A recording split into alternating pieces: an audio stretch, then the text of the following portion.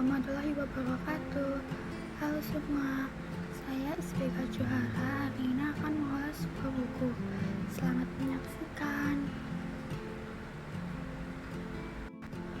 Judul buku ini yaitu Mata di Tanah Mulus, jenis buku novel yang ditulis oleh Oki Madasari dan diterbitkan PT Gramedia Pustaka Utama pada tanggal 22 Januari 2018. Oki Madasari meluncurkan novel yang berjudul Mata di Tanah Mulus yang terinspirasi dari perjalanannya dan anaknya ke Belu, Nusa Tenggara Timur tahun 2016 lalu. Dalam perjalanan itulah lahir ide untuk menuliskan kisah yang terinspirasi oleh daerah Belu dalam bentuk fiksi yang memadukan dunia nyata dan dunia fantasi.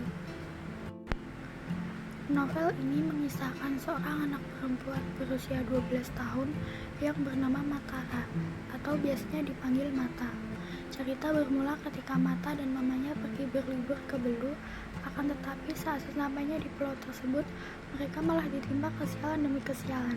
Seperti saat mama Mata menyewa supir mobil dan supir itu menabrak seekor sapi di sana sehingga mati. Dan akhirnya mama Mata harus membayar denda sebesar 20 juta yang sudah menjadi peraturan. Setelah kejadian itu, Mata pun mendapat mimpi buruk tentang sapi yang katanya arwahnya tidak tenang. Jadi mereka harus mengadakan upacara untuk menenangkan arwah sapi tersebut. Setelah upacara selesai, akhirnya mereka pergi dari tempat tersebut. Dan tiba-tiba mereka diguyur hujan deras yang membuat mereka terpisah. Akhirnya Mata menginap di sebuah gubuk. Keesokan harinya, Mata terbangun dan berjalan-jalan di padang rumput yang hijau lebat. Tiba-tiba Mata diculik oleh suku Mulus. Di sana Mata berteman dengan salah satu anak suku Mulus bernama Ato yang bersedia membantu Mata untuk mencari mamanya. Setelah itu mereka pergi, namun mereka malah terjebak di kerajaan kupu-kupu. Dan akhirnya mereka harus melawan Ratu Kupu-Kupu dan Dewa Buaya. Setelah berhasil keluar dari tempat tersebut, akhirnya mereka berhasil bertemu dengan mama Mata yang sedang duduk di sebelah api unggun.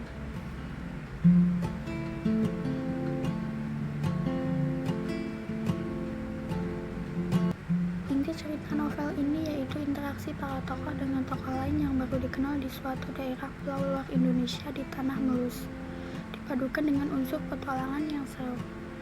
Kisah Mata dengan sifat rasa ingin tahunya yang besar dan tokoh mama Mata digambarkan sebagai seorang yang kritis turut membuat cerita ini semakin menarik. Novel ini sangat bagus dan memberikan banyak imajinasi kepada pembacanya. Penulis juga sangat realistis dalam membuat karakter fiksi yang membuat buku ini menarik untuk dibaca. Namun, akhir cerita novel ini sangat janggal bagi saya karena semua masalah terasa serba cepat terselesaikan. Ilustrasinya pun kurang banyak dan bernuansa gelap.